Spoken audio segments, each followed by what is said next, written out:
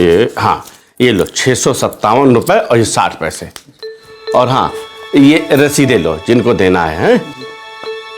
और यहाँ दस्तखत करो।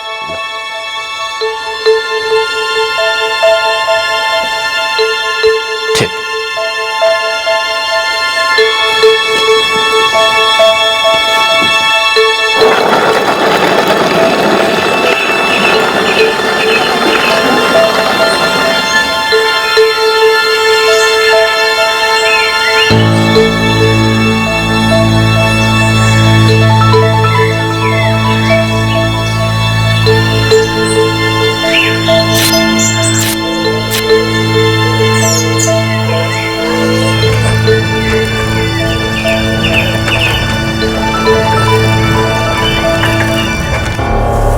हमारे भैया हैं। कहाँ है वो शहर से बाहर गए हुए हैं। माफ करिएगा, ये मनी ऑर्डर हम सिर्फ उन्हीं को दे सकते हैं। जी हम कह तो रहे हैं कि हमारा बेटा है, आपको जो भी जानकारी चाहिए हम अभी ये दे देते हैं। माफ कीजिए चाचा जी, हम शशांक को ही पैसा दे सकते हैं, काहे कि मनी ऑर्डर उसी के नाम से आया है ना। अब ई का नाटक है, वो तो 1 महीने बाद आएगा ना। नाटक नहीं है चाचा जी, यही सरकारी नियम है।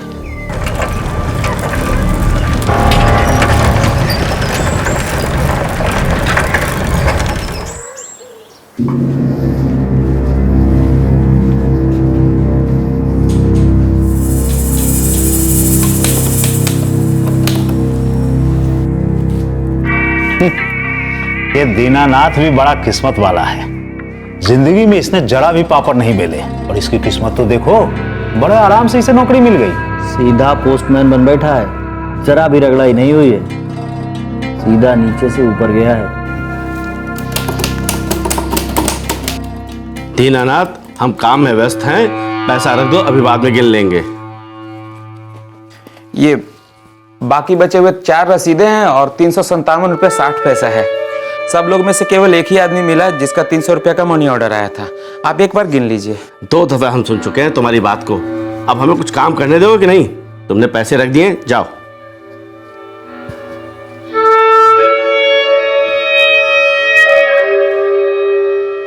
साल 1984, उस जमाने में 357 रुपए 60 पैसे का बहुत मोल था, बल्कि केवल 57 रुपए 60 पैसे भी बहुत मायने रखते थे।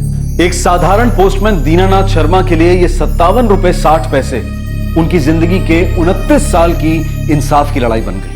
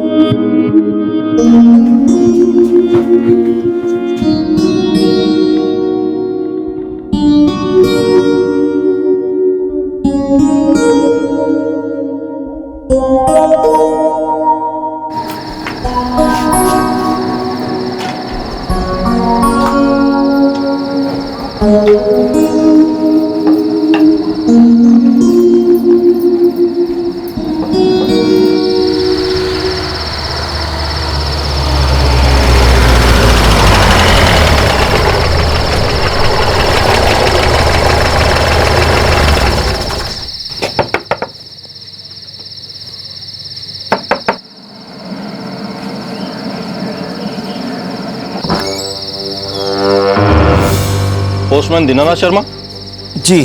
तुम्हें हमारे साथ चलना होगा। क्या हो गया साहब? हमारे पास तुम्हारे नाम का वारंट है। वारंट? ऐसा क्या किया हमने? पैसे चुराए। कहाँ से पैसे चुराए हैं? डाकखाने से। चलो हमारे साथ। साहब कोई गलतफहमी हो गई है साहब, हमने कोई रुपए नहीं चुराए। तुम अपने आप चल रहे हो, ये उठाकर जीप में डालकर ले चले। साहब कुछ गड़बड़ हुई है साहब, कुछ गड़बड़ हुई है। सब कुछ गड़बड़ है। जबान बंद करो और पाँव चलाओ, चलो। साहब कहाँ ले जाओ? सुनिए तो साहब हमने कुछ नहीं किया साहब। क्या बैठो साहब।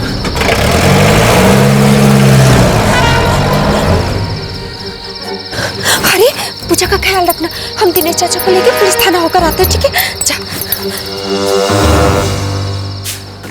जा। साहब ये गलत है साहब, हमने कोई चोरी नहीं किया साहब। तुमने 657 रुपए 60 पैसे में से 300 रुपए पहुंचाए। जी साहब, और बाकी बचे 357 रुपये 60 पैसे हमने राजेंद्र बाबू को दे दिए थे। ये बाकी बचे हुए 4 रसीदें हैं और 357 रुपये 60 पैसा है। नहीं, 357 रुपये 60 पैसे पूरे नहीं लौटाए, उसमें से 57 रुपये 60 पैसे गायब हैं। ये क्या बोल रहे हैं साहब? हमने सारे पैसे राजेंद्र बाबू को लौटा दिए थे। पोस्ट मास्टर राजेंद्र बाबू ने ही तुम्हारे खिलाफ शिकायत दर्ज करवाई है कि तुमने 57 रुपये 60 पैसे चुराए हैं। लेकिन साहब, हमने सारे पैसे लौटा दिए थे और फिर ये 2 महीने के बाद शिकायत क्यों कर रहे हैं? अगर हिसाब किताब में पैसे कम थे तो उन्होंने आज तक हमसे हिसाब किताब मांगा क्यों नहीं? देखो, वो सब हमें कुछ नहीं पता। तुम्हारे खिलाफ शिकायत दर्ज हुई है और हम तुम्हें हिरासत में ले रहे हैं। हमारी बात सुनिए साहब। साहब, हमने कोई चोरी नहीं किया साहब। साहब, हमने कोई चोरी नहीं किया साहब। आप हमारा विश्वास कीजिए साहब। साहब,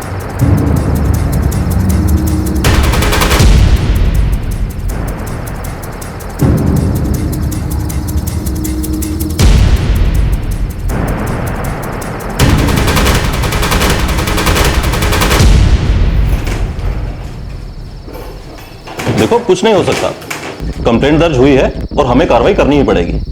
लेकिन साहब, हमारे पति बहुत ईमानदार है, चोरी कभी नहीं करेंगे। हम भी एक ईमानदार पुलिस ऑफिसर हैं, कानून के हिसाब से ही चलेंगे। हाँ, चाहो तो तुम कल मजिस्ट्रेट के सामने जमानत की अर्जी दे सकती हो।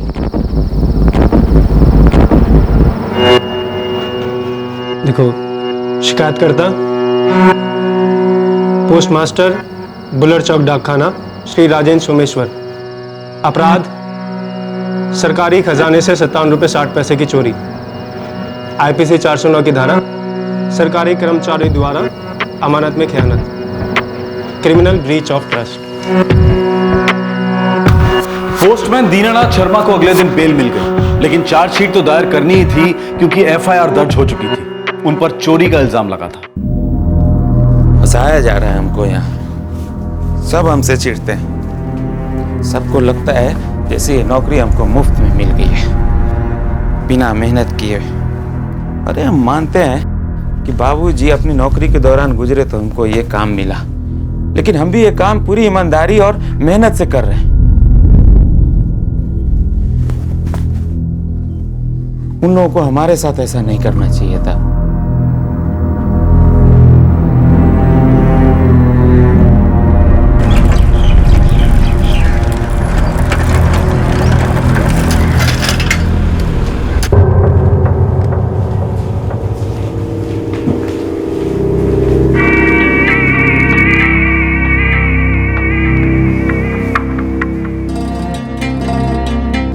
रुपए 60 पैसे कम थे।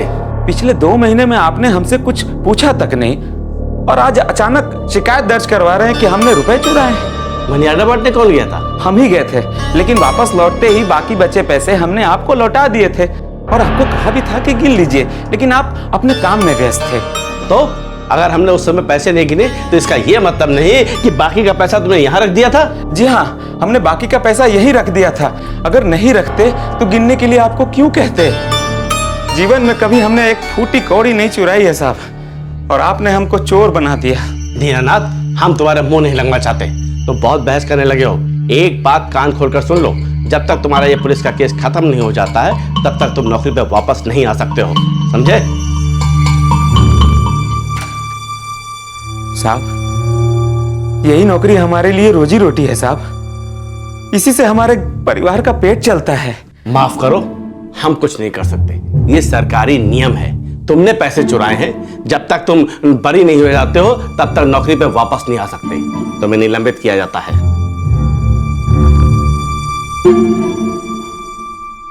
क्या मतलब? केस खत्म कर दो। हमें निलंबित कर दिया गया है साहब, नौकरी चली गई है, इसी से तो हमारा परिवार चलता था साहब। पोस्ट मास्टर साहब ने सीधे शिकायत दर्ज करवा दी।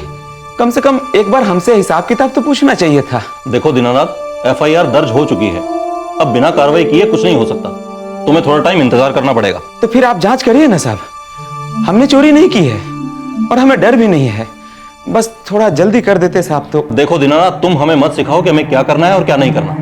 हम जो भी करेंगे तुम्हें अपने आप पता चल जाएगा।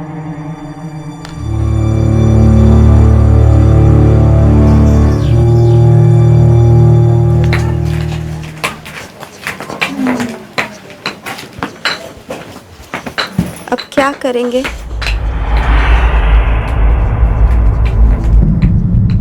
जब तक आपकी नौकरी वापस नहीं मिल जाती हम कोई काम कर लें बाहर। तुम क्या करोगी? किसी के घर का काम पकड़ लेते हैं, झाड़ू पोछा। क्या बक रही हो? बोल क्या रही हो? नहीं नहीं, हमें काम जल्दी ही वापस मिल जाएगा। वो लोग ऐसे ही हमको झूठा इल्जाम में फंसाकर निलंबित नहीं करा सकते।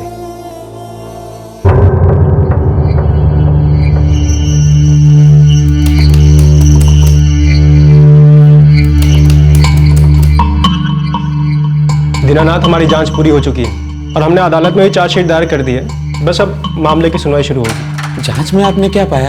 यही कि तुमने पैसे चुराए। हमने कोई चोरी नहीं की है। भाई साहब, आपके डाक खाने के साथी कर्मचारी भी यही कह रहे हैं। हमने सबके बयान लिए। कौन है वो लोग? परशुराम सिंह और चंद्रभान नारायण।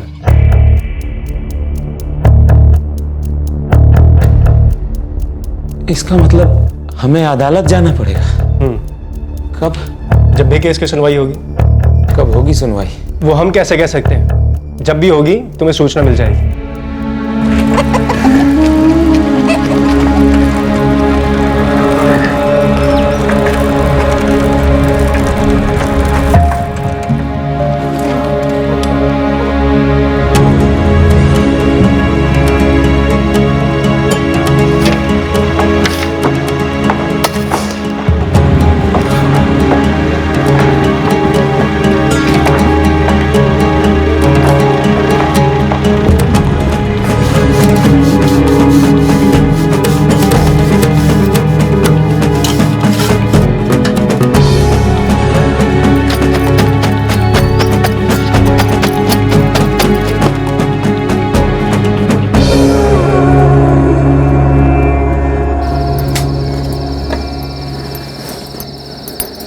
क्या बोले वो लोग? कब होगी केस की सुनवाई? बोल तो रहे हैं जल्दी ही होगी।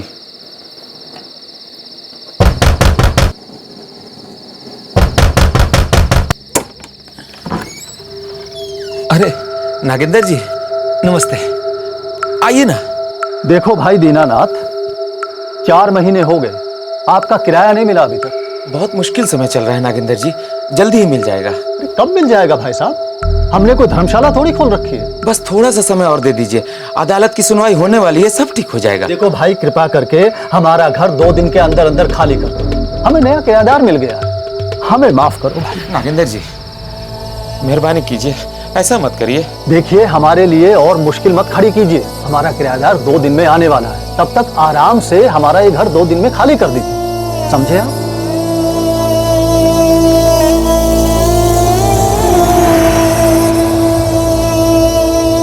अब हमको क्या पता कि कोर्ट केस की सुनवाई कब करेगा। जुलाई में नौकरी गई थी साहब, अब नवंबर आ गया है, हालत बहुत खराब है साहब। तुम्हारे दिमाग में सीधी बात नहीं घुस रही? हमको जो करना था हमने कर दिया। अब ये अदालत को तय करना है केस की सुनवाई कब होगी कब नहीं। अब हमारे हाथ में कुछ नहीं है।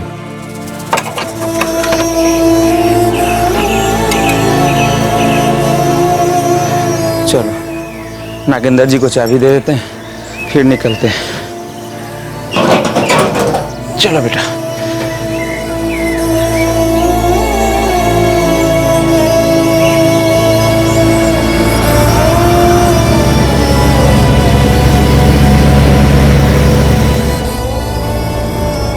अपने गांव में ही कोई काम ढूंढ लेंगे, अपना घर है गांव में, कम से कम किराया तो नहीं देना पड़ेगा। खेत भी तो है। हाँ, कुछ नहीं होगा तो खेत को भी किराए पे चढ़ा देंगे। चलो देखते हैं।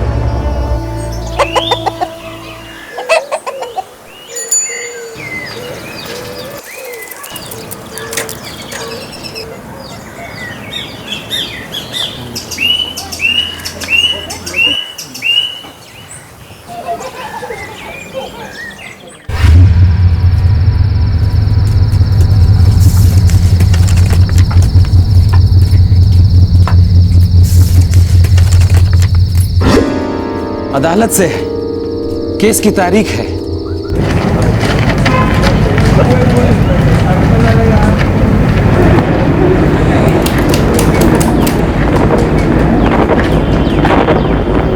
दीनानाथ, तुम पर 57 रुपया और 60 पैसा चुराने का आरोप है, क्या तुम्हें मंजूर है?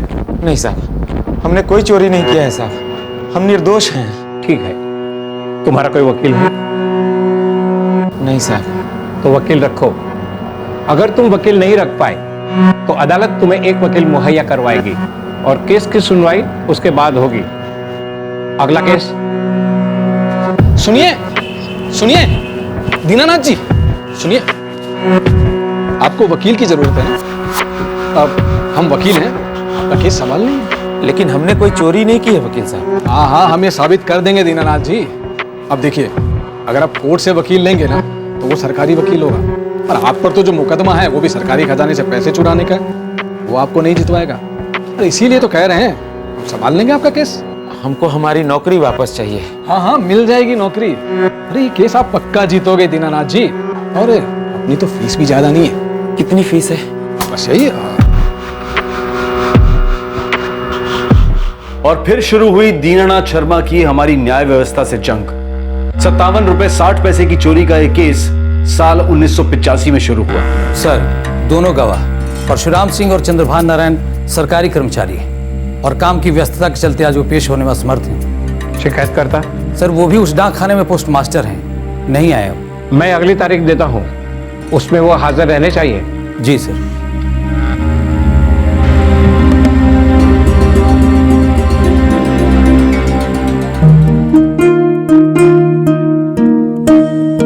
ये बिल्कुल तुम पर गई है माधवी। इसका नाम आरती रख दें? हाँ, अच्छा है। हरि, पूजा और आरती।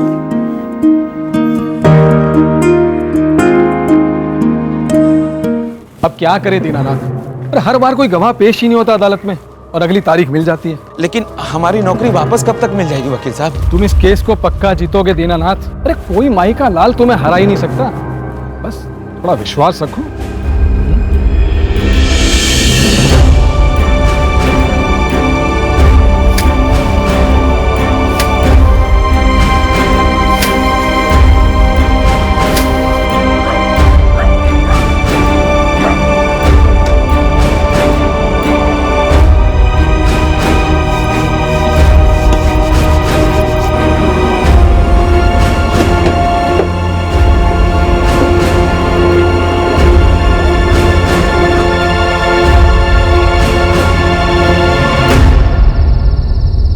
बाबूजी, क्या हम सरकारी स्कूल में अपना दाखिला करवा ले?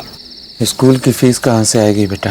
ज्यादा नहीं होगी बापू, और हमारे जो चाय वाले मालिक है ना, उन्होंने हमसे कहा है कि हमें हर महीने 90 रुपए देंगे, फीस उसके अंदर ही आ जाएगी बापू। ठीक है बेटा, चले जाओ स्कूल। हो सके तो पूजा को भी अपने साथ ले जाओ। हाँ, केस कब तक चलेगा? पता नहीं माधवी, ना तो राजेंद्र बाबू कभी आते हैं, ना परशुराम, ना ही चंद्रभान कभी आते हैं पेशी पर।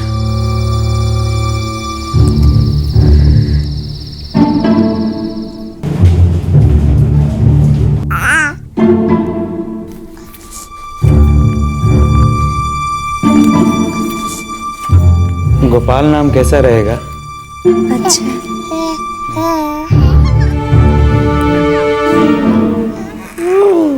अब तुम ही बताओ हम क्या करें? चिल्लाएं, जज साहब से लड़ाई कर लें? और कब तक चलेगा वकील साहब? दीनानाथ, तुम्हारे साथी लोग ही तुम्हारे खिलाफ हैं, अरे कोई अदालत में आता ही नहीं गवाही देने के लिए। अब ऐसे में हम क्या कर सकते हैं? हाँ, हुआ भाई पूरा टाइम। वकील साहब, 2 साल हो गए और मामला वहीं का वहीं अटका पड़ा है। घर बार चलाना मुश्किल हो गया है। तुम्हारा बेटा कैसा है? ठीक है, लेकिन हम बहुत मुश्किल हालात से गुजर रहे हैं वकील साहब। सब ठीक हो जाएगा दीनानाथ, विश्वास रखो। हाँ,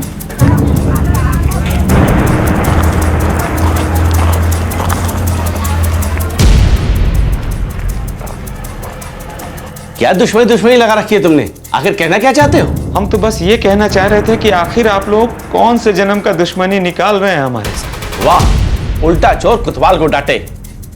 पैसे तुमने चुराए हैं और हमसे दुश्मनी की बात कर रहे हो? क्या चाहते हो तुम?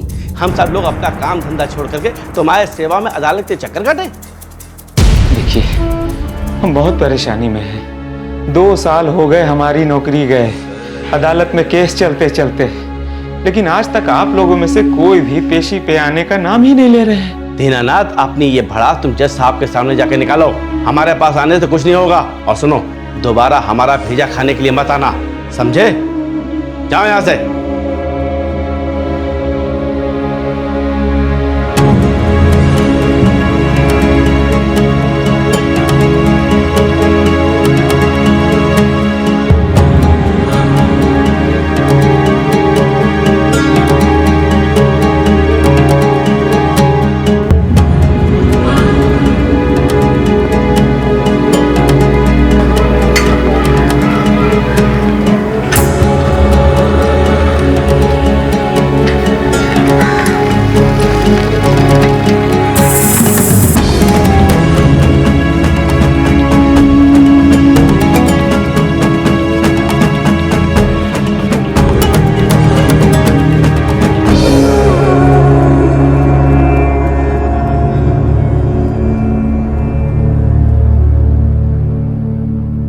दीनानाथ, आपके बेटे गोपाल के लिए हम जो भी कर सकते थे हमने किया, लेकिन याद रखिए ये सरकारी अस्पताल है। क्या गोपाल की तबीयत अब भी ठीक नहीं हो पा रही है डॉक्टर साहब? 1 हफ्ते पहले हमने आपको बाहर से कुछ दवाएं लाने को कहा था, लेकिन आप समझ ही नहीं पा रहे कि वो कितनी जरूरी दवाएं हैं।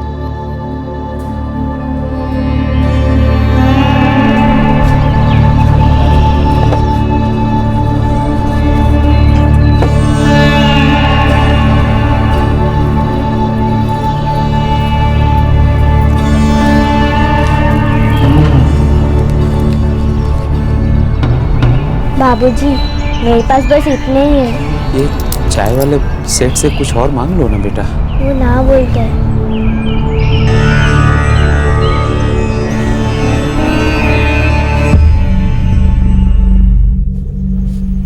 सभी दवाइयाँ लगभग 750 रुपये में मिलेंगी। इतना? हाँ, दवाइयाँ ऐसी है महंगी वाली। लेकिन हमारे पास तो बस 374 रुपए ही है। इतने पैसे में सभी दवाइयाँ नहीं आएंगी।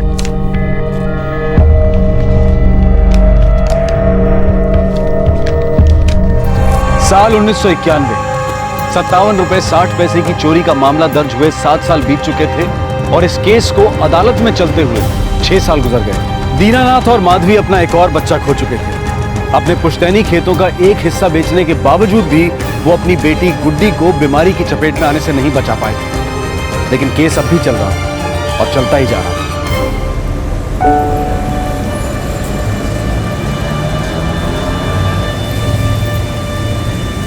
हरी, ले लिया साहब? हाँ भैया, ले लिया। चल, आज तुमको हम शादी में कैमरा चलाना सिखा देते हैं। तुम खुद गुरु हो जाएगा कुछ दिन में।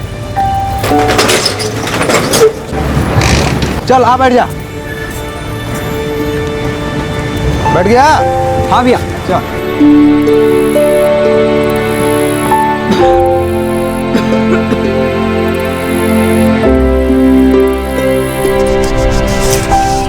आरती। जी अम्मा। काम हो गया बेटा? हाँ माँ। जाके पूजा दीदी की मदद कर दो, उसका एक घर का काम खत्म हो गया होगा।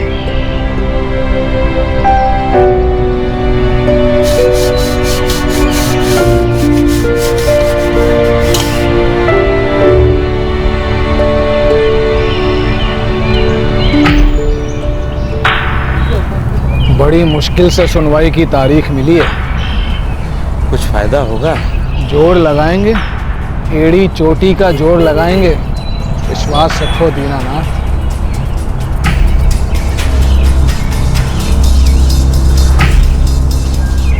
सरकार बनाम दीनानाथ शर्मा, अपराध संख्या 212/1984, केस संख्या 66/2001, हाजिर हो।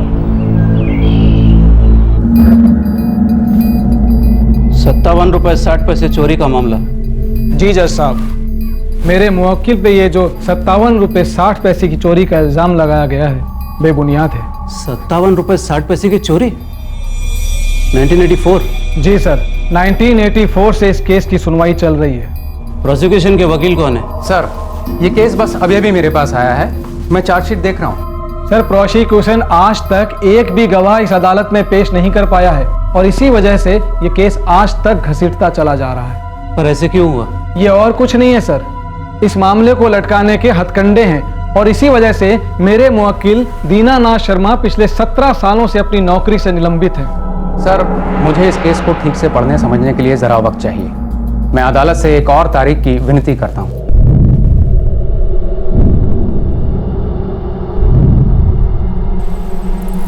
ये वहाँ से लेकर वहाँ तक और इधर वहाँ तक, ये सब ज़मीन हमारी ही है। पूरा 1.25 बीघा है। आज के तारीख में इसका कीमत जो है 5 लाख तक है। दीनानाथ जी, आप ज़्यादा बता रहे हैं जरा। मुश्किल से 3 लाख के करीब होगी कीमत।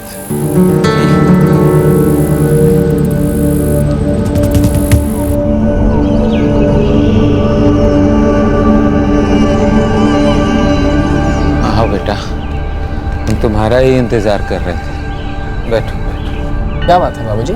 वो हमारे बाकी बचे हुए खेत के 3.5 लाख रुपए मिल रहे हैं। तुम्हें क्या लगता है पूजा की शादी के लिए काफी रहेगा ना? आप जैसा ठीक समझे। वैसे लड़का अच्छा है बाबूजी, हमें तो ये शादी करा देनी चाहिए। हाँ, अब हमें ये कर ही देना चाहिए। नौकरी होती तो प्रोविडेंट फंड से उधार ले लेता, फिर ये पुश्तैनी जमीन बेचनी भी नहीं पड़ती, ना घर गिरवी रखना पड़ता, सब कुछ अच्छे से हो जाता। कोई बात नहीं बाबूजी, हम जैसे तैसे सब संभाल लेंगे। ये केस का तो और छोर ही पता नहीं चलता, पता नहीं कब तक चलेगा। और फिर पूजा की शादी के बाद तुम्हारी भी तो शादी करनी है। कब तक तुम अकेले अपने कंधों पर अपने इस घर का बोझ लेकर घूमते फिरोगे? तो क्या हुआ बाबूजी? देखिए, पहले पूजा अपने घर जाए और फिर आरती भी तो है ना। आप अभी से हमारी चिंता ना करें, हम सब संभाल लेंगे। ठीक है? कुछ सामान लाए हैं, अम्मा को देकर आते हैं। अम्मा, अम्मा।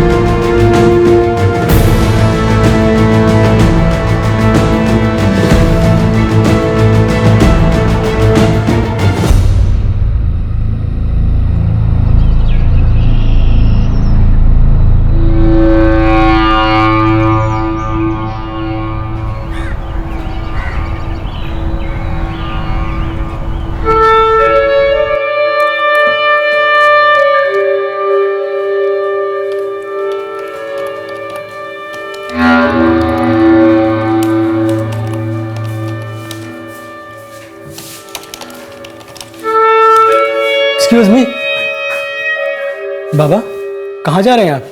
हम राजेंद्र बाबू से मिलने जा रहे थे। राजेंद्र बाबू? जी। पर वो तो रिटायर हो चुके हैं।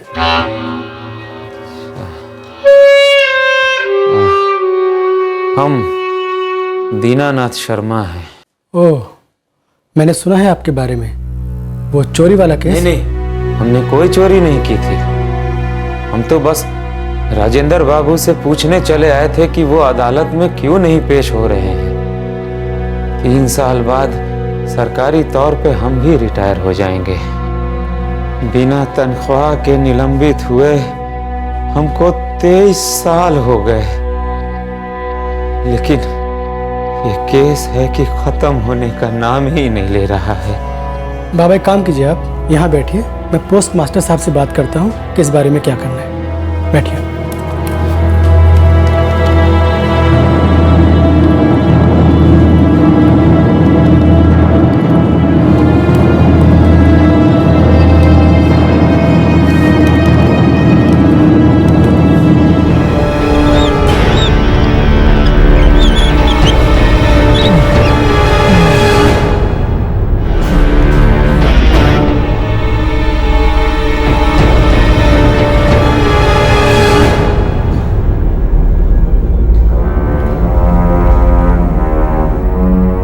डॉक्टर साहब, कैसा है हमारा बेटा?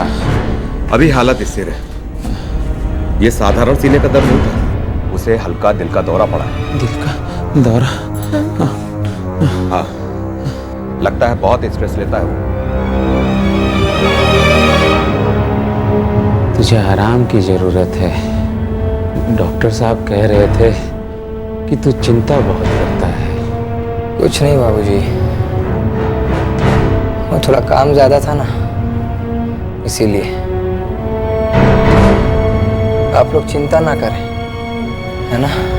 ऐसे चिंता ना करें बेटा, तुम ही तो हो हमारे लिए आखिरी उम्मीद। बाबूजी हमको कुछ नहीं होगा।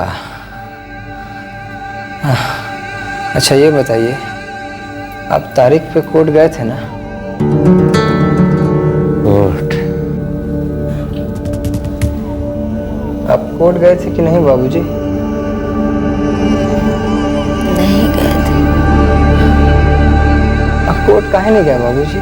कोर्ट जाने का क्या फायदा, वहां जाकर हम सिर्फ बैठे रहते हैं और एक नई तारीख लेकर वापस लौट आते हैं। सिर्फ हम ही तो हैं जो इतने सालों में कोर्ट जाते रहे। जिन्होंने शिकायत लिखाई थी वो तो कभी कोर्ट आए ही नहीं। सिर्फ हम ही वहां जाकर बैठे रहते हैं एक बेवकूफ की तरह। बाबूजी हम हार नहीं मानेंगे, है ना?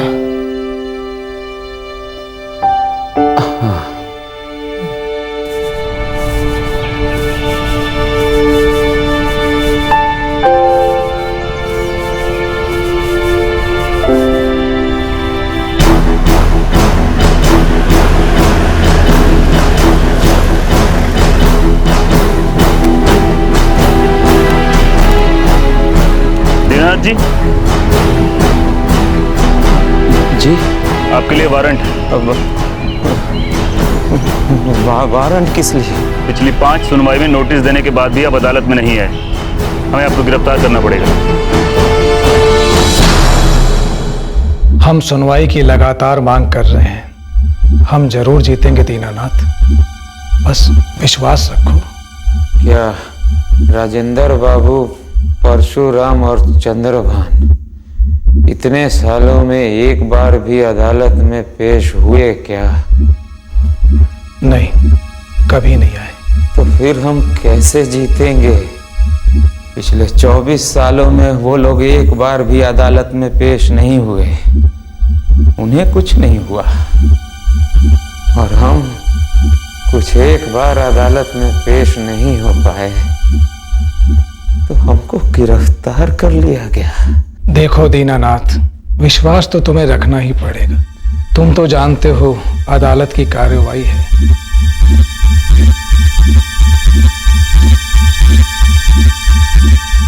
दीनानाथ, दीनानाथ, जबान बाहर निकालिए, थोड़ी सी और।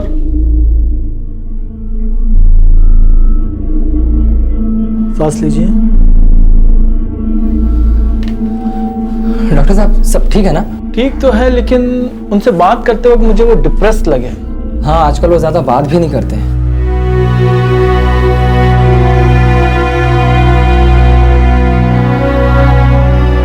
कह रहे थे कि गोपाल उनकी सुनता नहीं है, खेलने के लिए बाहर चला जाता है, और बार बार गुड्डी के बारे में बात कर रहे थे। दरअसल डॉक्टर साहब, गोपाल हमारा छोटा भाई था और गुड्डी हमारी छोटी बहन। आज से कई साल पहले उन दोनों का देहांत हो चुका है। डॉक्टर साहब, आजकल हमारे बाबूजी को कभी कभी कुछ भी याद नहीं रहता, सब कुछ भूल जाते हैं। ठीक है, मैं दवाई लिख के देता हूँ, उनके आराम का ध्यान रखना, और एक बात का विशेष ख्याल रखें कि उन्हें किसी भी बात की चिंता ना हो।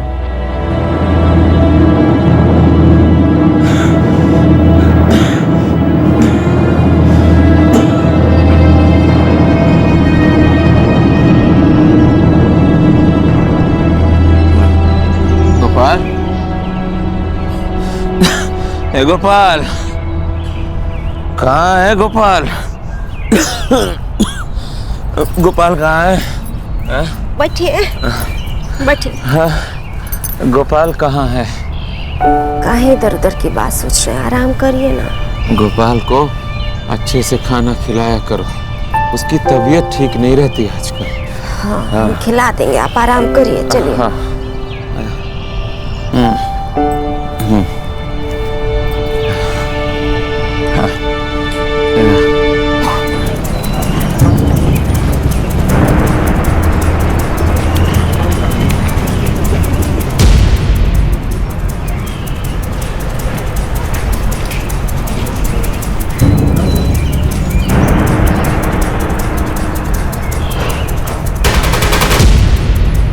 है कि तुम्हारी तारीख आगे बढ़ जाए और उसके बाद फिर और तारीख एक दो बढ़वा जी। प्रणाम सर। जरूर आइए। सर हम अपने बाबू जी का केस के सिलसिले में आपसे कुछ बात करना चाहते हैं। उनका नाम सुने हैं साहब आपका? मसला क्या? 57 रुपये 60 पैसे की चोरी, वो भी 1984 में। जी वकील साहब, और तभी से हमारे बाबूजी सस्पेंड हैं। अब तो ऑफिशियली रिटायर भी हो चुके हैं। साहब हमारे बाबूजी बहुत बीमार रहते हैं और काफ़ी डिप्रेस भी। लेकिन ये केस 27 सालों से आखिर चले क्यों जा रहा है? पता नहीं वकील साहब, हमने तो एक वकील भी रखा था, लेकिन शायद वो हमें न्याय दिलाने के लायक नहीं था। 57 रुपये 60 पैसे की चोरी। मिलॉर्ड, केवल 57 रुपये 60 पैसे की चोरी का मामला और 27 साल, जिसमें 250 तारीखें पड़ चुकी हैं। केवल यही नहीं, प्रोसिक्यूशन ने अब तक किसी भी तारीख में कोई गवाह पेश नहीं किया है। मिलॉर्ड, मेरा मुवक्किल दीनानाथ शर्मा पिछले 27 सालों से सस्पेंड चला आ रहा है, बिना किसी तनख्वाह या किसी भी बेनिफिट के, और पिछले 3 साल पहले तो वो ऑफिशियली रिटायर हो चुके हैं। मिलॉर्ड, प्रोसिक्यूशन ने चार्जशीट में जिससे गवाह बताया है, उसका भी यही कहना है कि पोस्टमास्टर ने कहा था कि दीनानाथ शर्मा ने जो रकम लौटाई थी उसमें 57 रुपये 60 पैसे कम थे, और ये शिकायत भी पैसे लौटाने के करीब 2 महीने बाद की गई। किसी भी गवाह ने अपनी आंखों से नहीं देखा कि दीनानाथ शर्मा ने 57 रुपये 60 पैसे कम लौटाए। ऊपरी तौर से देखा जाए तो दीनानाथ शर्मा के खिलाफ कोई सबूत नहीं है कि उन्होंने 57 रुपये 60 पैसे की चोरी की। प्रोसिक्यूशन इमीडिएटली अपने गवाह पेश करे, वरना यह केस रद्द कर दिया जाएगा।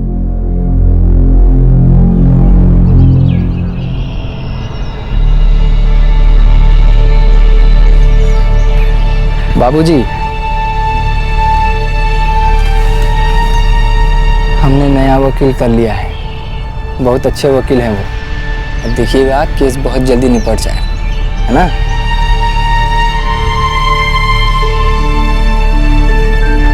हम अम्मा को बता कर आते हैं।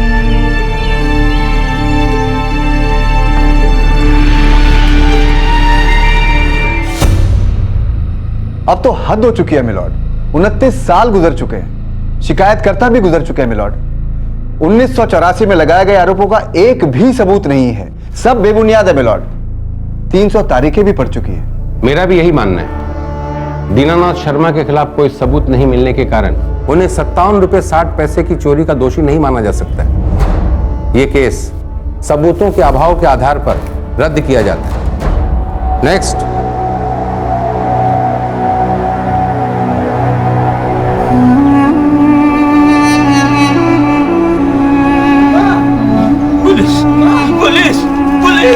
पुलिस आई बेटा, पुलिस का है बाबूजी। हाँ बेटा, हमने ऐसा क्या कर?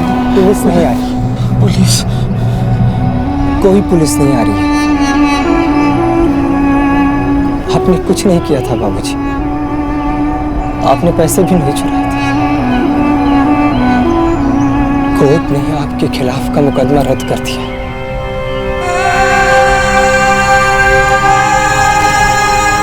केस खत्म हो गया बाबूजी।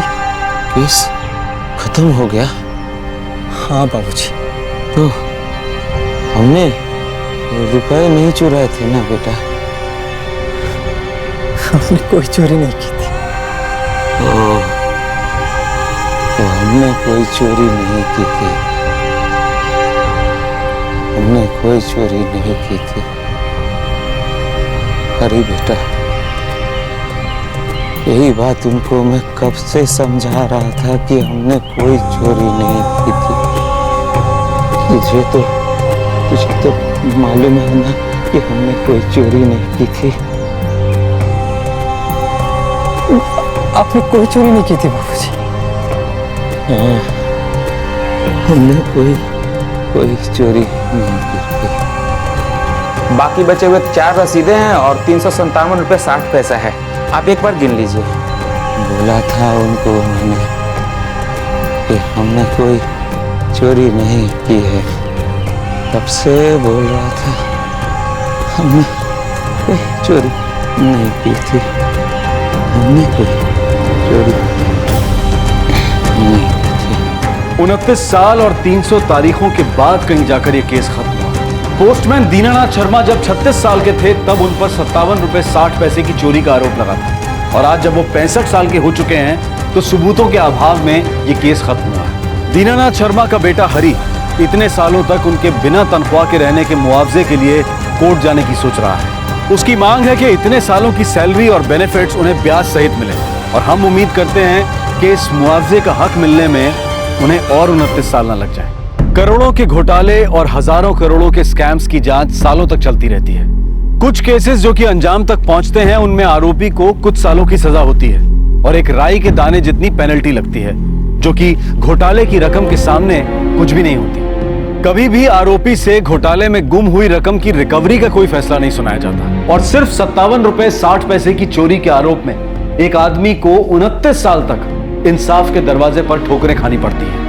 उसे उसकी नौकरी से सस्पेंड कर दिया जाता है और उसे सैलरी और नौकरी के साथ जुड़े बेनिफिट्स के बिना ही रहना पड़ता है। अपने इंसाफ की इस लड़ाई में जैसे तैसे घर परिवार को चलाने की जद्दोजहद में वो बीमारी की वजह से अपने 2 बच्चों को भी खो बैठता है। अपने बच्चों की शादी के लिए अपना आखिरी सहारा अपनी जमीन तक बेच देता है। भारत की कई अदालतों में 1 साल से ज्यादा के पेंडिंग केसेस हजारों की संख्या में है, और कहीं कहीं तो ये संख्या लाखों में है।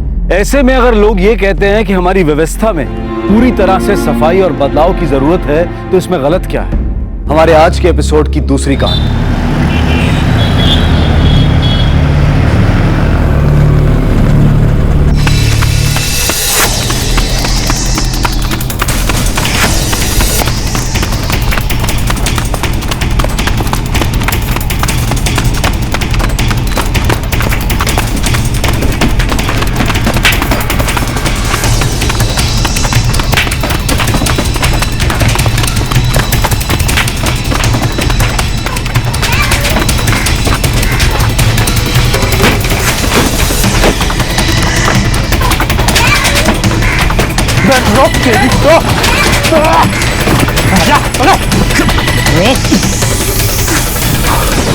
आगे चल। साहब जाने दो साहब, इस बार छोड़ दो, दोबारा ऐसा नहीं करूंगा। हाँ हाँ, तू थोड़ी ना चोरी करेगा, तू तो बड़ा संत महात्मा है। चल चल।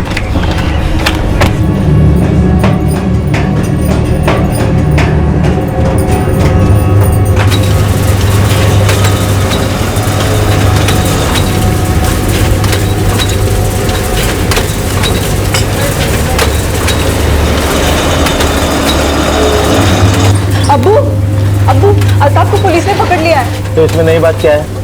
ये पहली बार थोड़ी ना हुआ है, हा? ये तो उसका हमेशा का नाटक है। मेरी मदद कर दो अब्बू, उनको जमानत दिलवा दो। पागल हो गई क्या सायरा? उस नालायक के लिए मैं क्यों पैसे खर्च करूं? अब्बू शोहर है वो मेरे। नहीं सायरा, उससे शादी करके तूने पहली गलती की है, अब उसकी मदद करके दोबारा गलती मत कर। वो कभी बदलने वाला नहीं है।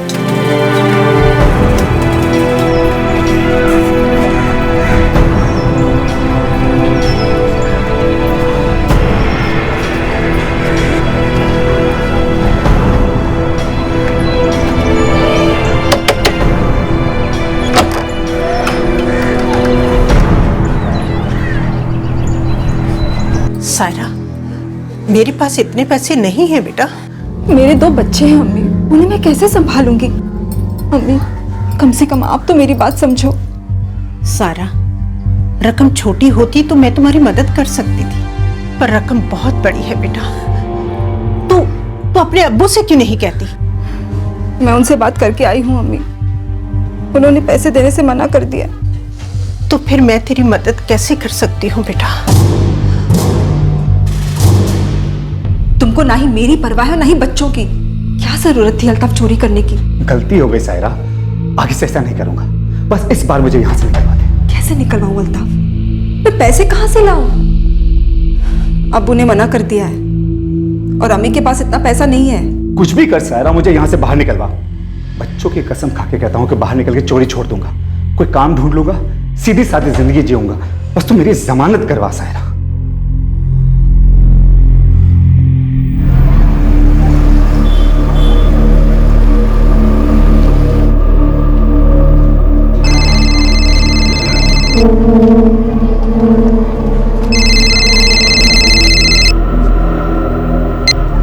हेलो सारा, रात 10 बजे आ जाओगी ना? हाँ, कहाँ आना है? होटल गीतांजलि में। ठीक है।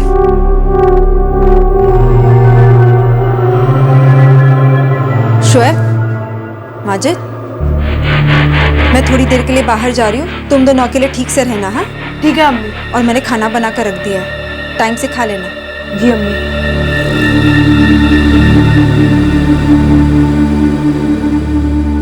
एक अच्छी जिंदगी के लिए सबसे आसान रास्ता है मेहनत और ईमानदारी का। हालात मुश्किल हो तो भी गलत रास्ते से कमाया गया पैसा अपने साथ मुश्किलें ही लेकर आता है, और कई बार ये मुश्किलें इतनी बड़ी हो जाती हैं कि अपने साथ कई लोगों की जिंदगियां तहस नहस कर जाती हैं।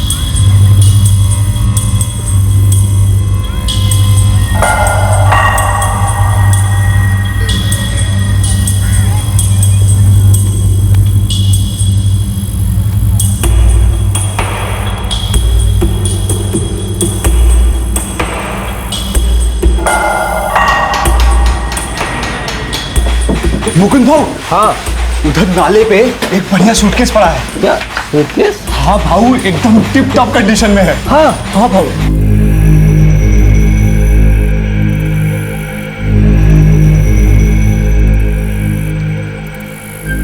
उठा लेते हैं, हो सकता है इसमें कुछ कीमती सामान हो। हाँ भाऊ। लेकिन भाऊ, हाँ? अगर अंदर कुछ और हुआ तो? मतलब मेरा मतलब, अगर अंदर बम हुआ तो? देखते हैं। हाँ भाऊ।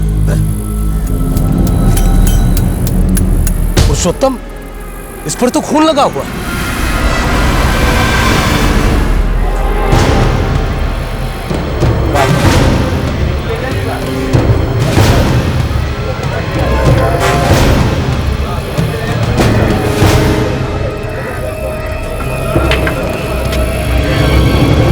काम कर आधी बॅग पलटी करा मग उडायचे.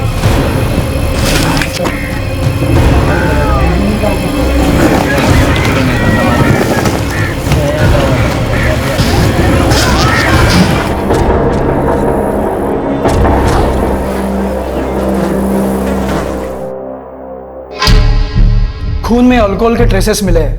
मौत कितने बजे हुई होगी? करीबन 18 या 20 घंटे पहले। मतलब कल 20 अक्टूबर संडे को सुबह 10 से 12 के बीच ये खून हुआ होगा। जी हाँ, मरने वाला मुसलमान है, खतना हुआ है इसका।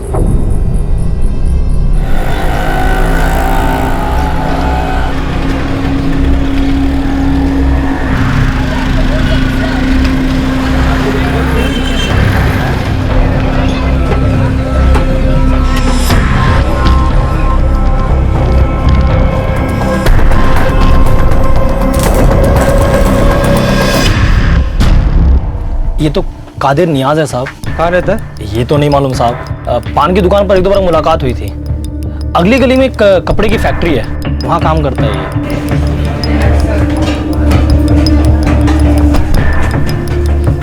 या अल्लाह, मैं वही सोच रहा था कि आज कादिर भाई काम पे आए क्यों नहीं। इनका घर कहाँ है?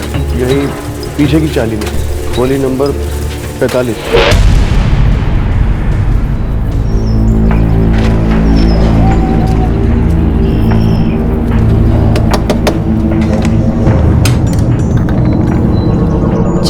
कादिर नियाज। जी वो मेरे शौहर हैं। क्या हुआ उनको? बोलिए ना, क्या हुआ उनको? हमें इनकी लाश मिली।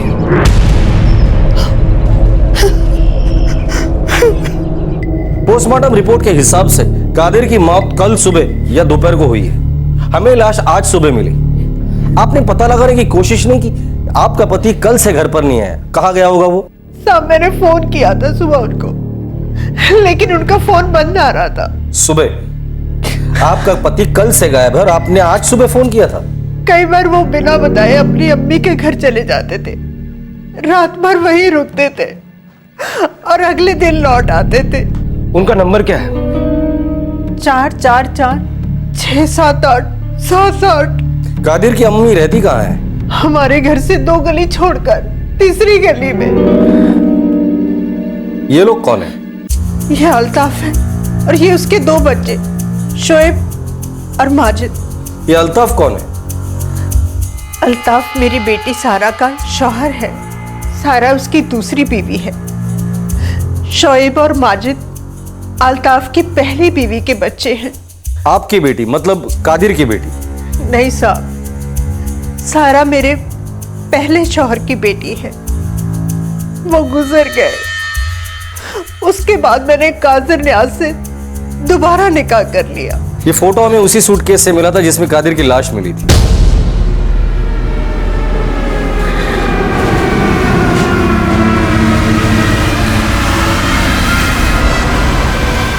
ये तो सायरा का सूटकेस है।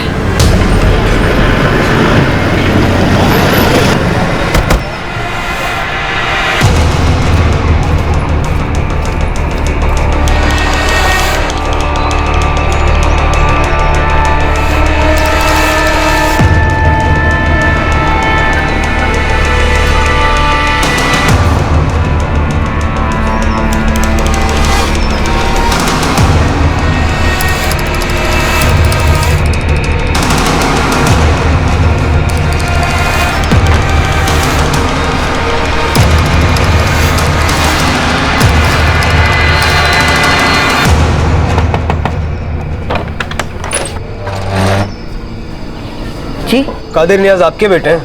जी हाँ। सायरा को मैंने 3 दिन पहले कहीं जाते देखा था। अल्ताफ के 2 बच्चे हैं, शोएब और माजिद, वो कहाँ हैं? वो तो नहीं पता साहब, लेकिन हाँ आप शाजिया से पूछ सकते हैं। वो अल्ताफ की बहन है, यही अगली गली में ही रहती है। खोली नंबर क्या है? कादिर कल रात में घर में नहीं आया। क्या बात है, आप उसके बारे में क्यों पूछ रहे हैं? किसी ने उनका खून कर दिया है। हमें उनकी लाश मिली।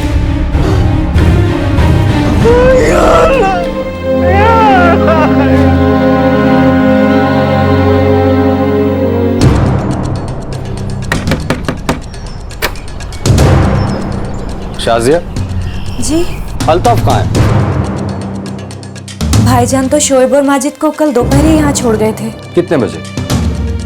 शोएब, अब्बू तुम लोगों को यहाँ कितने बजे छोड़ के गए थे? 1:30 बजे। बेटा तुम्हारे अब्बू कहाँ हैं? नहीं पता।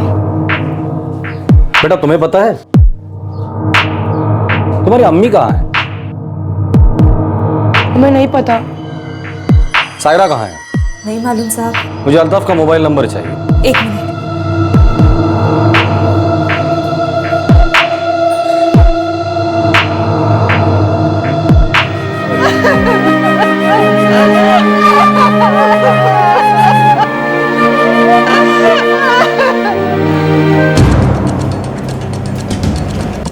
सर, अल्ताफ और सायरा दोनों के फोन बंद आ रहे हैं और इन दोनों के बारे में किसी को कुछ पता ही नहीं, ना बच्चों को ना अल्ताफ की बहन शाजिया को।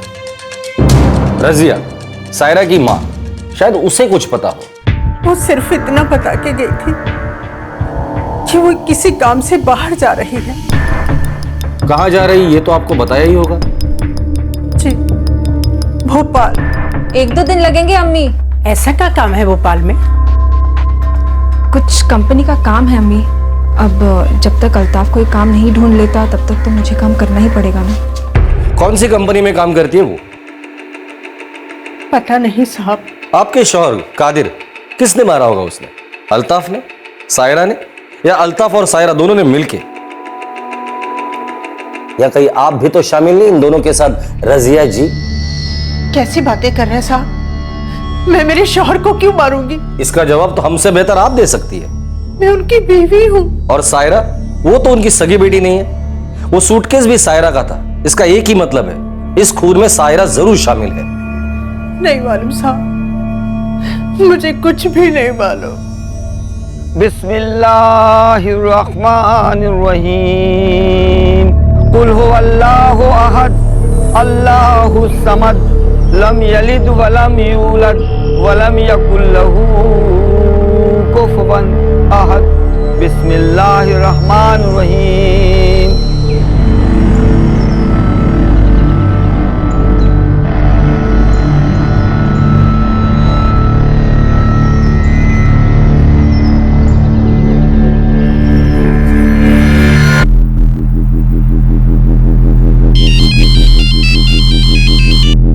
हाँ इस्माइल साहब, अल्ताफ एक हिस्ट्री शीटर है साहब।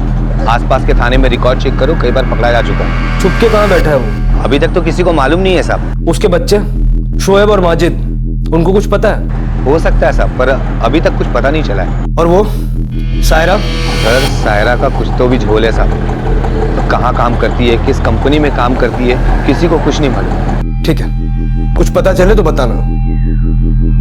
सब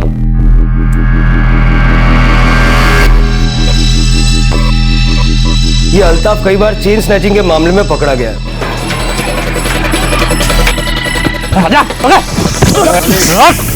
पिछली बार पकड़ा गया था, उसे जेल हो गई और साल भर बाद बाहर आया। सायरा के बारे में क्या पता चला? कुछ नहीं।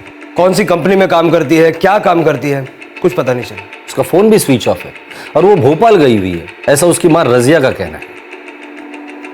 देशपांडे नक्की काहीतरी गडबड है।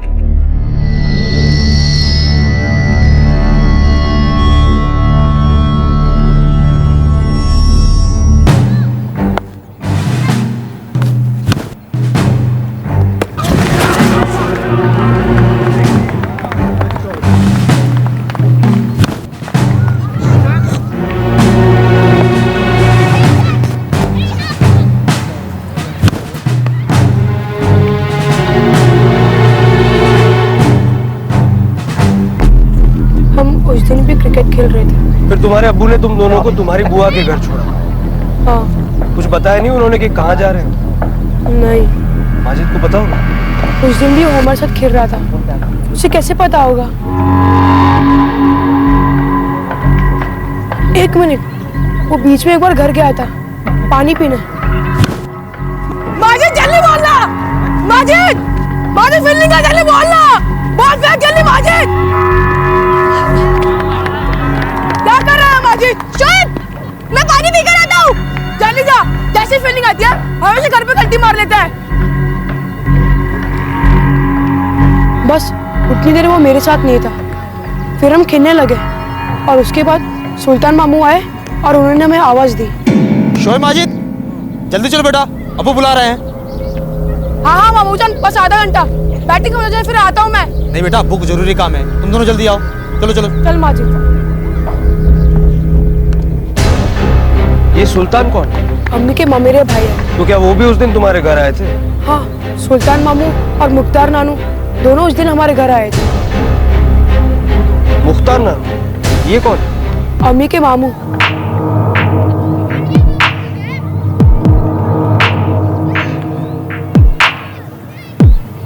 मुख्तार सायरा का मामा और सुल्तान सायरा का ममेरा भाई। अब ये दो नाम सामने आए थे। अब तक अल्ताफ को ही मुख्य आरोपी माना जा रहा था और साथ ही सायरा पर भी शक किया जा रहा था क्योंकि लाश उसके सूटकेस में मिली थी। और अब ये दो नए नाम सामने आए थे। क्या ये एक प्लान मर्डर था?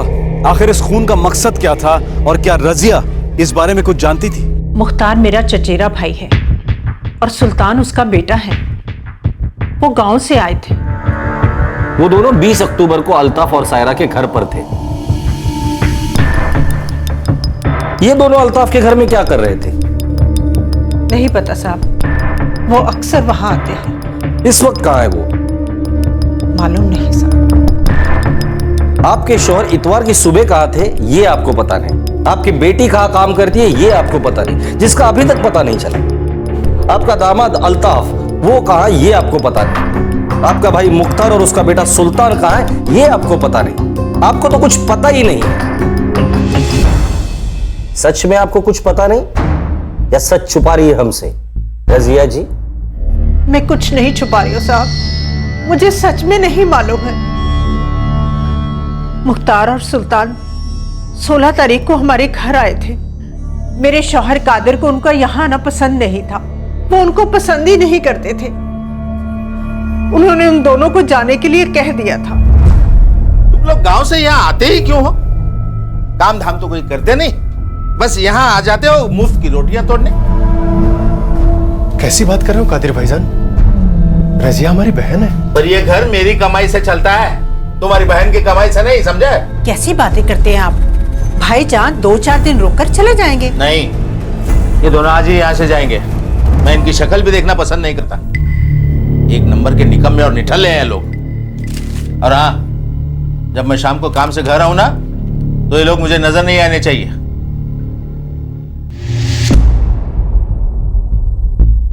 मुख्तार और सुल्तान चले गए। वो अक्सर सायरा के घर रुका करते थे। आपके शौहर को किसने मारा? इन सब ने मिलकर मारा? क्या आप जानती थी कि ये लोग ऐसा कुछ करने वाले हैं? खुदा कसम साहब, मैं कुछ नहीं जानती, मुझे कुछ नहीं मालूम। सर, कादिर के मोबाइल पे आखिरी कॉल 20 अक्टूबर को सुबह 9:30 बजे आया था। कहां से? पासी के किसी पीसीओ से। पीसीओ से? देशपांडे, ये प्लान मर्डर है। अल्ताफ के कॉल रिकॉर्ड्स आ गए? कल तक आ जाएंगे। मुझे पूरा यकीन है वो लड़का माजिद, वो कुछ ना कुछ तो जानता है। उसके चेहरे पर साफ दिखाई दे रहा था वो डरा हुआ है। उसने कुछ ना कुछ तो देखा जरूर है।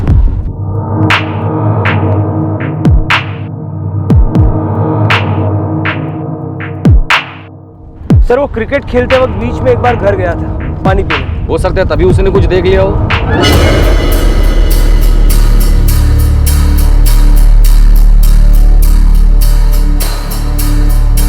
बेटा माजिद, देखो मुझे पता है कि तुम कुछ जानते हो। क्या देखा था तुमने? सच सच बता दो। देखो बेटा, तुमने तो कुछ गलत नहीं किया है ना, तो फिर मुझसे डरने की क्या जरूरत है ना? बता दो बेटा, क्या देखा था तुमने?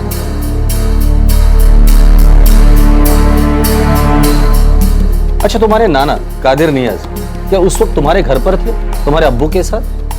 तुम जब पानी पीने घर पर गए थे, क्या उनको वहां देखा था तुमने? उस दिन मैं पानी पिया ही नहीं, मैं वापस आ गया था। क्यों?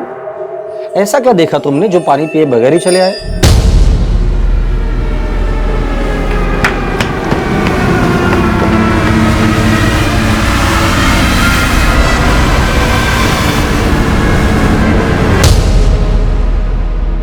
डरो नहीं बेटा, बता दो क्या देखा था तुमने?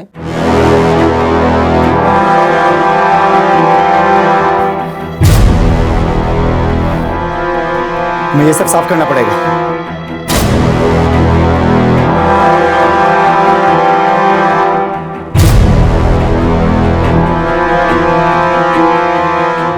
देखो बेटा, तुम्हारी कोई गलती नहीं है, तुमने तो सिर्फ सच बताया है ना? देखिए बच्चा बहुत डरा हुआ है, ख्याल रखिए उसका।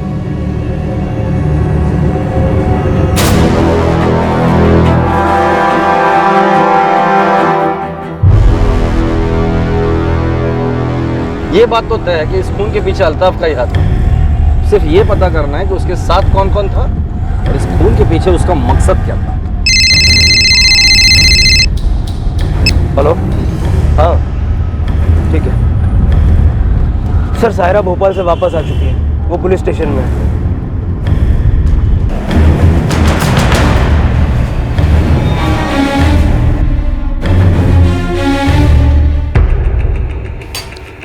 अल्ताफ कहाँ है?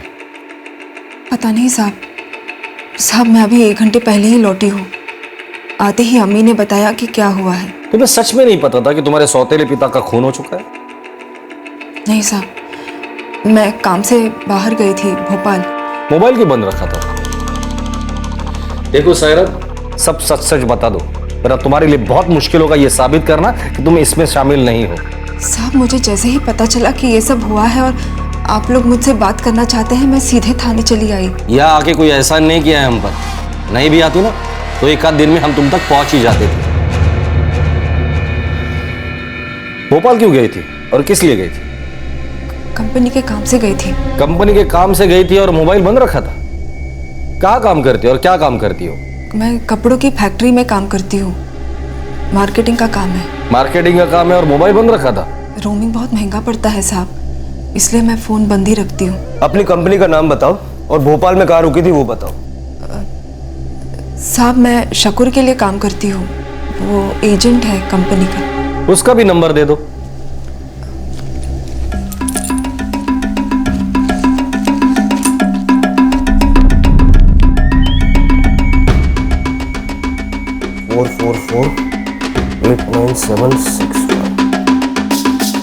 भोपाल में कहाँ रुकी थी?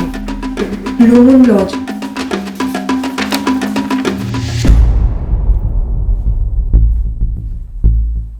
अल्ताफ कहाँ है? मुझे नहीं पता साहब। एक बात तो तय है कि तुम्हारे पति अल्ताफ ने तुम्हारे सौतेले पिता कादिर नियाज का खून किया है, और मुझे यह भी पता है तुम्हें इन सब की जानकारी थी। नहीं साहब, मेरे अब्बू ने अल्ताफ से कुछ 18,000 रुपए उधार लिए थे और वो वापस नहीं लौटा रहे थे। बस इसी बात को लेकर दोनों में झगड़ा था। लेकिन साहब अल्ताफ अब्बू को मार डालेंगे ऐसा नहीं हो सकता साहब। सर, शकूर का फोन स्विच ऑफ आ रहा है और ये वाकई ब्लूमून लॉज में रुकी थी। ये शकूर रहता कहाँ है? पता नहीं साहब। तुम्हें लगता है तुम्हारी इस बात पे मैं यकीन कर लूंगा? साहब मुझे सच में पता नहीं है। शकूर के साथ काम करती हो, रहता का है पता नहीं तुम्हें? ठीक है, अभी जा सकती हो तुम, लेकिन दोबारा जरूरत पड़ेगी तो पुलिस स्टेशन आना पड़ेगा।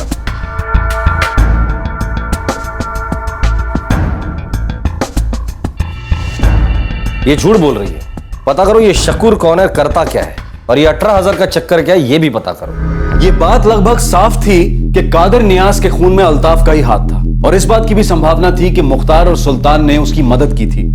लेकिन खून का मकसद क्या था?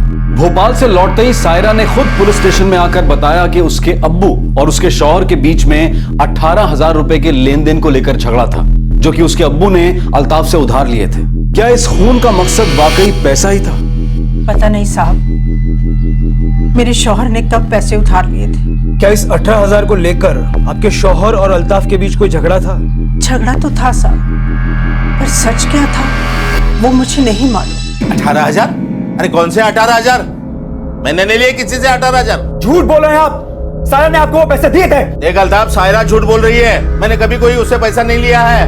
तुम कहानी बना रहे हो, तेरे पास कोई काम धाम है नहीं ना? अरे बीबी की कमाई खाता है तू। अरे मर्द हो तो मर्द जैसा जीना सीखो, कोई ढंग का काम देख ले और अपनी बीबी बच्चों को पाल, चल निकल।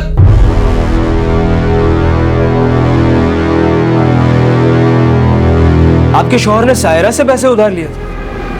पता नहीं साहब, अल्ताफ ने तो ऐसा ही बोला था।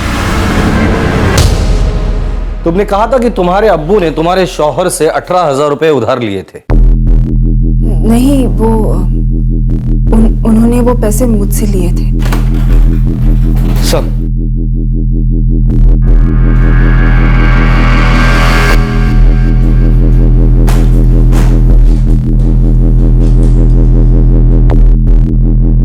सर, अल्ताफ के मोबाइल से लास्ट कॉल 20 अक्टूबर की रात को 1:30 बजे, यानी कि 21 अक्टूबर की सुबह में किया गया था। कहाँ गया था? लखनऊ। लखनऊ में किसे? जलालुद्दीन, लखनऊ का रहने वाला। लखनऊ पुलिस को इन्फॉर्म करो, इस जलालुद्दीन के बारे में डिटेल इंफॉर्मेशन निकालो। हाँ सर। और हाँ सर, शकूर जिसके लिए सायरा काम करती है वो किसी कंपनी का एजेंट नहीं है, तो एस्कॉर्ट एजेंट है, लड़कियों का धंधा करता है।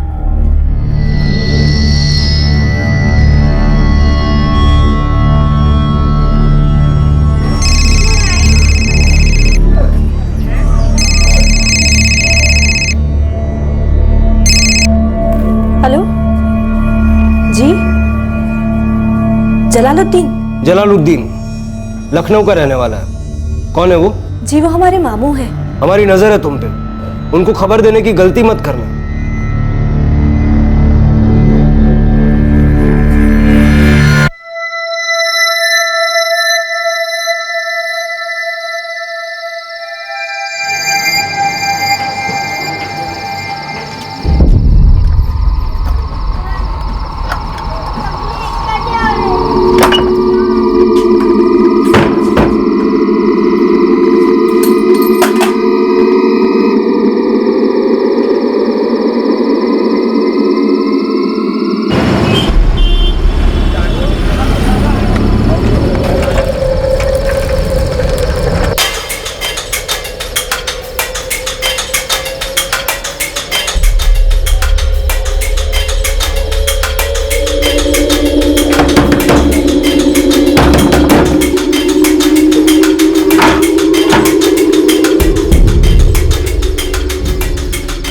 जलालुद्दीन जी।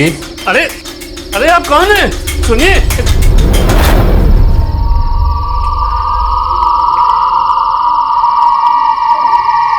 चले।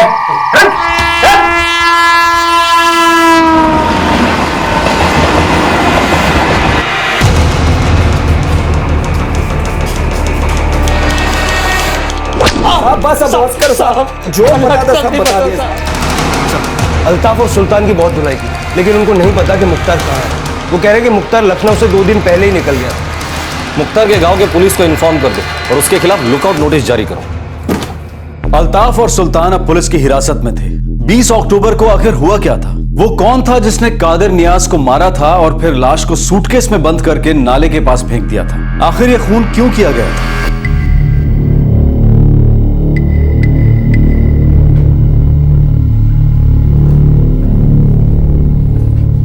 अल्ताफ, तुमने कादिर नियाज को मारा? तुमने उसे इसलिए मारा क्योंकि वो तुम्हारे 18,000 रुपए नहीं लौटा रहा था, या फिर इसलिए तुम्हारी बीवी जो काम कर रही थी उसके लिए तुम्हारा कादिर पे गुस्सा था?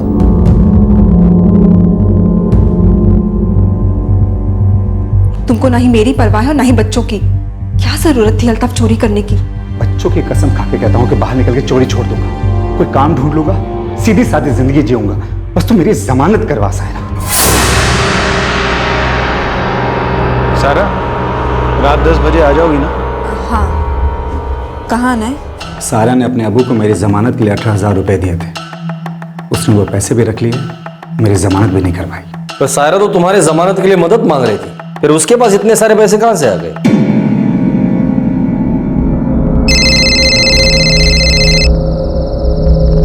ठीक है, मैं आती हूँ। कहाँ जा रही हो? काम पे। ऐसा क्या काम करती हो जो इतनी रात को बाहर जाना पड़ता है? जरूरी मीटिंग है अल्ताफ, ना नहीं कह सकती। तुम अपना काम शुरू कर दो, मैं ये काम छोड़ दूंगी। जेल से 1 साल बाद बाहर आया था, काम की तलाश थी।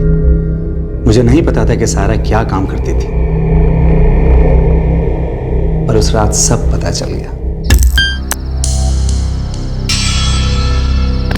आओ तुम्हें घर छोड़ देता हूं।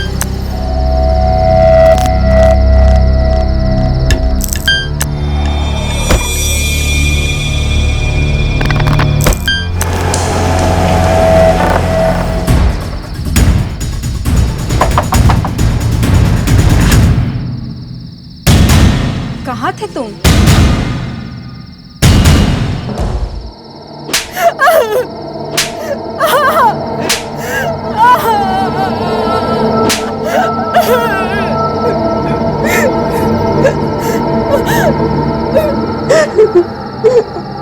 मैं क्या करती अल्ताफ? अब्बू मदद नहीं कर रहे थे। तुम बदलना चाहते थे और मैं तुम्हारी बाहर आने में मदद करना चाहती थी। समझ में नहीं आ रहा था कि मैं क्या करूं। अरे पर ऐसा करके तुझे मिला क्या? मेरी तो जमानत भी नहीं हुई।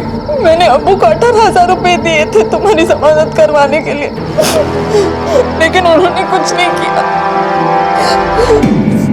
कादिर नियाज मेरी जमानत करवा सकता था, पर उसने नहीं करवाया।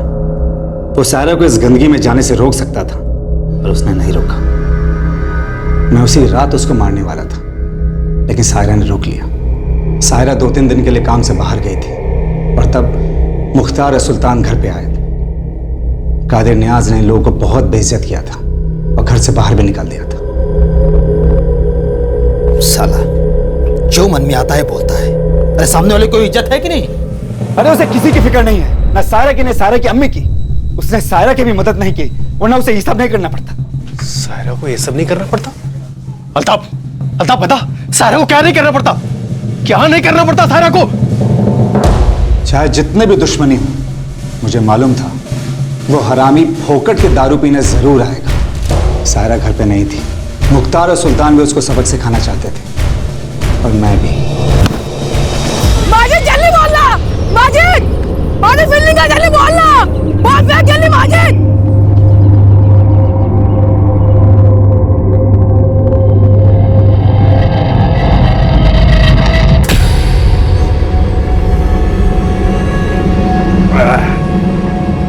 ये रे अल्ताफ, कहाँ से ले? हट से एकदम ताजी है। और लो ना अबू। नहीं। अरे थोड़ा अरे लो ना। बस। अरे अबू लो ना। बस। अरे लो ना। अरे ये पियो।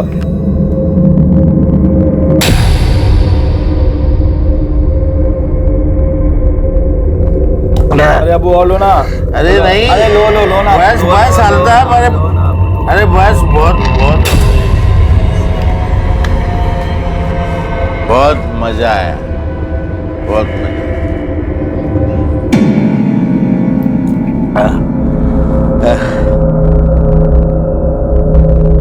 नहीं, अब कोई ढंग का इज्जत का काम ढूंढ ले। कब तक बीबी की कमाई पे जिएगा? हाँ? मर्द बन मर्द।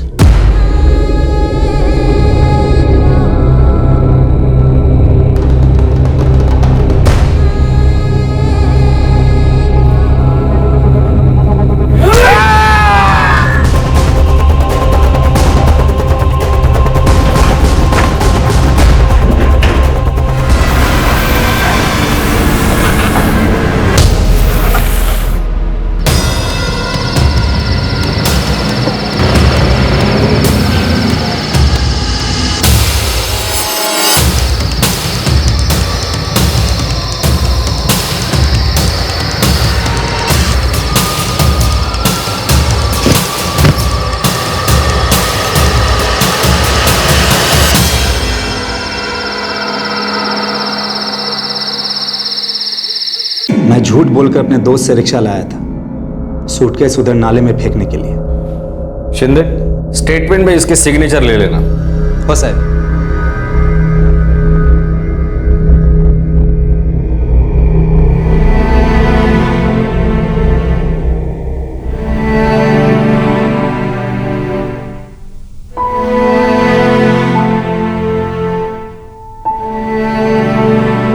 पता नहीं बेटा तुम्हारे अब्बू कब तक आएंगे, पर तुम्हारी अम्मी है ना, वो तुम्हें घर ले जाएंगी।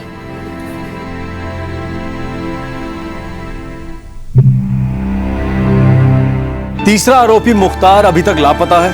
अल्ताफ और सुल्तान को न्यायिक हिरासत में ले लिया गया है और पुलिस चार्जशीट फाइल करने की तैयारी में है। एक जान गई, एक इंसान सलाखों के पीछे चला गया और साथ में उसका साथी भी। एक पत्नी जो इस उम्मीद में थी कि उसके पति के जेल से लौटने पर वो लोग मिलकर एक नई जिंदगी शुरू करेंगे, उसके सारे सपने चकनाचूर हो गए। उसकी मां ने अपने शौहर को खो दिया और 2 बच्चे बेसहारा हो गए। क्या होता अगर अल्ताफ जुर्म का रास्ता ना अपनाता? अगर इंसान जुर्म की राह पर कदम रखने से पहले उसके नतीजों को अच्छी तरह से समझ ले, तो शायद ऐसी दुखद परिस्थितियों से बचा जा सकता है। ये मानना मुश्किल है कि जुर्म की राह पर चलने वाले इंसान को उसके अंजाम का पता नहीं है।